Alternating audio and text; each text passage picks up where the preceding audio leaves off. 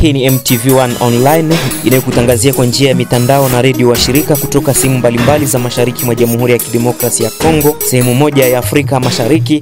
Niite Jean Paul Sikimenyo kutoka wilayani Lubero. Unaweza tufuata kupitia mitandao yetu ambayo ni www.mtv1news.com, Facebook MTV News DRC, Twitter ama X @MTV-DRC, kwenye LinkedIn MTV News DRC, pamoja na redio zinazotuunganisha kupitia FM Kivu Kaskazini. Tumekuandalia nini hivi leo? Mjini Goma, malumbano na hoja zaendelea kati ya waasi wa AFC M23 na MONUSCO, huku mikutano ya mabishano makubwa ikiendelea kuhusu uwepo wa MONUSCO katika eneo linalodhibitiwa na M23 AFC. Mashirika za kiraia za jimbo la Kivu Kusini zimeweza kuomba kuweze kuendeshwa mazungumzo ili kuweza kutatua mgogoro wa kiusalama unaoendelea mashariki mwa Jamhuri ya Kidemokrasia ya Kongo kati ya serikali ya Kongo na waasi wa AFC M23. Wote wanaoweza kuleta mchango wao waweze kukutanishwa ili kutafuta suluhu la kudumu. Hayo na mengineyo yanakujia punde si punde. Wasikilizaji na watazamaji wa MTV1 Online, ifuatayo ni habari kamili. Mjini Goma, malumbano na hoja zaendelea kati ya waasi wa AFC M23 na MONUSCO, huku mikutano ya mabishano makubwa ikiendelea kuhusu uwepo wa MONUSCO katika eneo linalodhibitiwa na M23. Hadi tukienda hewani, mkutano waendelea mjini Goma ambako alialikwa Bintu Keita, mkuu wa MONUSCO nchini Jamhuri ya Kidemokrasia ya Kongo. Waasi wa AFC M23 wakiomba MONUSCO kubadilisha mandate yake ama kuondoka nchini Jamhuri ya Kidemokrasia ya Kongo. Kwa upande wa MONUSCO, kupitia mtandao wao wa Twitter waliweza kusema kwamba mazungumzo kati yao na AFC M23 inajikita katika utekelezwaji wa mandate yake ambayo inakuweko uimarishwaji wa amani pamoja na ukingo wa wakazi nchini Jamhuri ya Kidemokrasia ya Kongo. Katika mji wa Bukavu, jimboni Kivu Kusini, shirika la raia la jimbo hilo la Kivu Kusini limeweza kuita wote wanaohusika katika mgogoro wa kiusalama mashariki mwa Jamhuri ya Kidemokrasia ya Kongo waweze kukaa kwenye meza moja ya mazungumzo ili kuweza kutatua mzozo huo ambao umewasumbua wakazi siku nyingi zilizopita. Wawakilishi wa mashirika za kiraia za jimbo la Kivu Kusini wanaleta uungwaji wao mkono kwa juhudi zinazotekelezwa na muungano wa maaskofu wa kanisa Katolika nchini Kongo DRC pamoja na mapasta wa SCC. Hawa wamekuwa wakiomba kuweze kuwa mazungumzo ya kuweza kukutanisha pande zote husika. Wawakilishi wa mashirika za kiraia za jimbo la Kivu Kusini waliweza kunena hayo jana huko mjini Bukavu, huko wakiwa walileta mchango wao kwa juhudi zinazotekelezwa na muungano wa maaskofu wa kanisa Katolika nchini Kongo DRC Sengo inayoshirikiana na SCC, ambao wanaomba kuweze kuendeshwa haraka iwezekanavyo mazungumzo yenye kushirikisha pande zote husika katika mgogoro wa kiusalama nchini sana mashariki mwa nchi ya Jamhuri ya Kidemokrasia ya Kongo. Wamehitaji mazungumzo hayo ya kukutanisha pande zote husika uweze kufanyika kwa hali ya dharura ili kuweza kujibu kwa mahitaji ya wakazi wa mashariki mwa Jamhuri ya Kidemokrasia ya Kongo ambao wako katika hali mbovu ya usalama. Miki Mutiki, presidenti wa mashirika za kiraia za jimbo la Kivu Kusini, aliweza kuchukua neno kwa jina la mashirika zote za kiraia za jimbo la Kivu Kusini hiyo jana huko mjini Bukavu. Anatoa mwito kwa mazungumzo, hapa aelezea.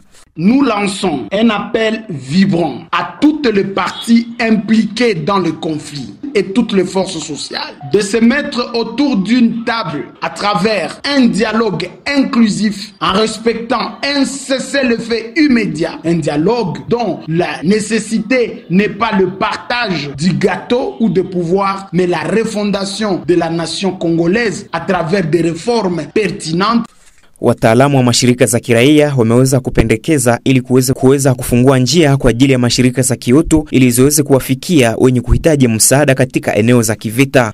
Wamependekeza pia kuweze kufunguliwa kwa uwanja wa ndege wa kimataifa wa Goma pamoja na ule wa Bukavu, bali pia wamekuwa wakipendekeza mabenki ziweze kufunguliwa katika eneo mbalimbali ambazo ziko chini ya udhibiti wa waasi, jambo ambalo limekuwa likiweka hatarini na kuendelea kufanya kuwa magumu maisha ya wakazi wenye kuteseka maeneo haya mashariki mwa Jamhuri ya Kidemokrasia ya Kongo. Mirei Mirembe Tasi wa shirika jipya la kiraia la Kongo DRC, yeye pia amekuwa akiita pia kuweze kuendeshwa mazungumzo ili kuweza kutatua mgogoro wa kivita unaoendelea mashariki mwa Jamhuri ya Kidemokrasia ya Kongo. Même si la guerre continue, tôt ou tard, on va finir par dialoguer. Alors, pourquoi attendre à ce que ça soit plus grave? Depuis février, ce n'était que la voie des armes qui était en train de gagner le terrain. Nous sommes fatigués. Il faut que ça cesse. Shirika za kiraia za jimbo la Kivu Kusini zimekuwa zikiomba wakazi waweze kuwa katika umoja na pia kuweze kuwa sheria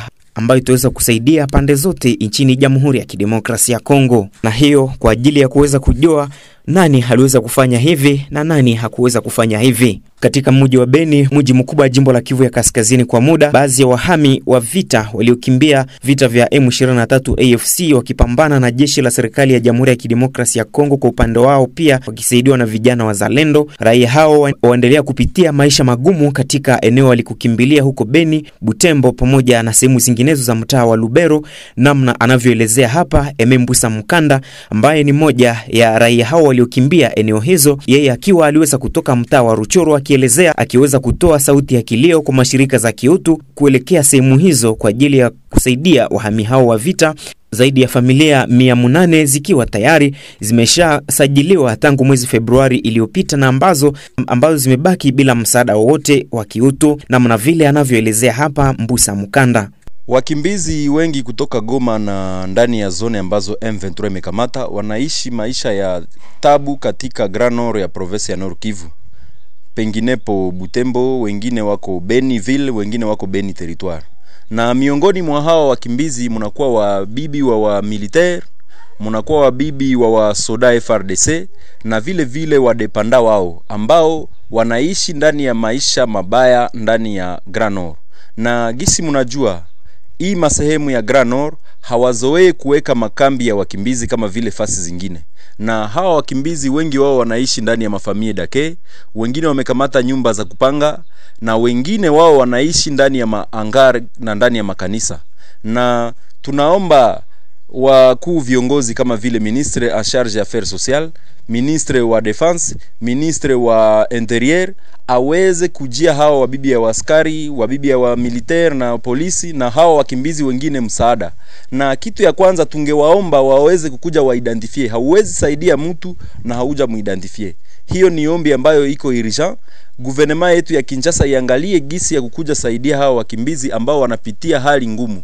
Hawakutaka wakimbie, lakini hali ambayo ilitokea Goma ndio iliacha wanaweza kukimbia. Kwa sababu hawa wakimbizi kama hawasaidiwi watakuwa ni wao wa kwanza tena kupointe du doigt kuanza chamba gouvernement. Ni kusema tunaomba vile vile maorganisation humanitaire kama vile OCHA, PAME, UNICEF, CICR waweze kuangalia gisi ya kusaidia hawa wakimbizi. Tangu walifikia hapa miezi imekuwa 5, hakuna mtu yeyote ambaye amekuja kuwatafuta.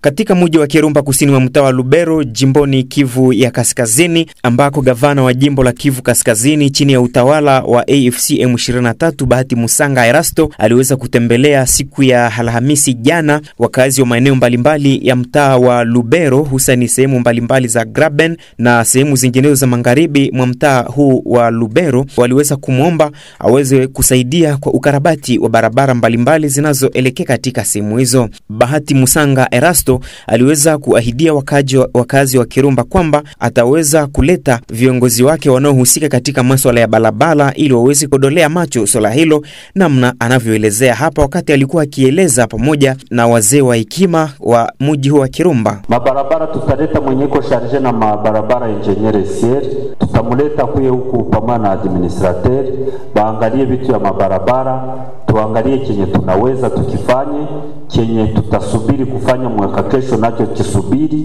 lakini tutaleta mwenyeko charge na mabarabara tuone chenye tunaweza kufanya. Nchini Kenya, maafisa wa polisi waliokuwa kwenye kituo cha polisi wakati wa mauaji ya Albert Ojwanga bado wanasakwa, huku mmoja wao akizuiliwa baada ya kukamatwa jana jioni. Maandamano yameendelea kwa siku ya 4 kufuatia mauaji hayo. Dennis Chisaka kutoka Nairobi na habari hiyo. Ni waziri wa fedha wa Kenya John Mbadi akiwasilisha makadirio ya bajeti ya mwaka 2025-2026, bajeti ya shilingi trilioni 4.2. The finance bill of 2025 has neither Lakini wakati bajeti hiyo ikiwasilishwa bungeni, mita chache nje ya bunge, maandamano yalikuwa yakiendelea. Hayahusiani na bajeti, bali ni maandamano ya kumtaka naibu inspekta wa polisi Edward Lagat kujiuzulu. Kitu ya kwanza, polisi wamego against constitution. Article 49 inatupatia right of arrested person. Hizo zote wamezifunja, hawajafikisha comrade kotini. Alafu kitu ya pili, article 26 right to life bado wameibreak. Hakuna venye comrade anaweza kufia kwa cell and then tukuje tuambie atalijipigisha ukuta. You see, we want justice for Ojwang. We want DIG we want DIG to resign immediately and to face prosecution. Lagat anatuhumiwa kwa mauaji ya Albert Ojwang aliyeuawa na mwili wake kupatikana kwenye seli katika kituo cha polisi cha Central Nairobi. Tangu Jumapili mwili wake ulipopatikana, hali imekuwa hii Nairobi. Na kule bungeni kwenye bajeti, Waziri Mbadi akiwasilisha makadirio ya bajeti ya shilingi trilioni 4. Bajeti hii Mbadi anasema inajikita zaidi kwenye kukopa na mbinu zingine za kutafuta pesa, wala si kumtoza ushuru wa juu mwananchi wa kawaida au kuongeza ushuru ili kufadhili bajeti. Revenue collection through administrative reforms by simplifying and streamlining tax laws to make them clearer and easier to implement, thereby by improving taxpayer compliance. Makadirio ya bajeti ya mwaka 2025-2026 imewasilishwa bungeni. Kibarua sasa ni kwa bunge kupitisha au kukataa bajeti hiyo. Kutoka Nairobi, ni habari hiyo ya Dennis Chisaka ndio yatuelekeza kwenye ukomo wa taarifa hii ya habari, msikilizaji mtukufu wa MTV1 online. Naliitwa Sikiminyo wa Jacolsen kukusomea taarifa hii ya habari kwa siku ya leo, na washukuru wote waliohamasika kukusanya habari hizo na nyote mliotusoma kupitia mitandao yetu ya kijamii na kupitia redio zetu shirika zilizoko Masisi, Ruchuru, Lubero, Beni na huko sehemu za Bunia na sehemu zinginezo za dunia. Kwa heri ya kuonana.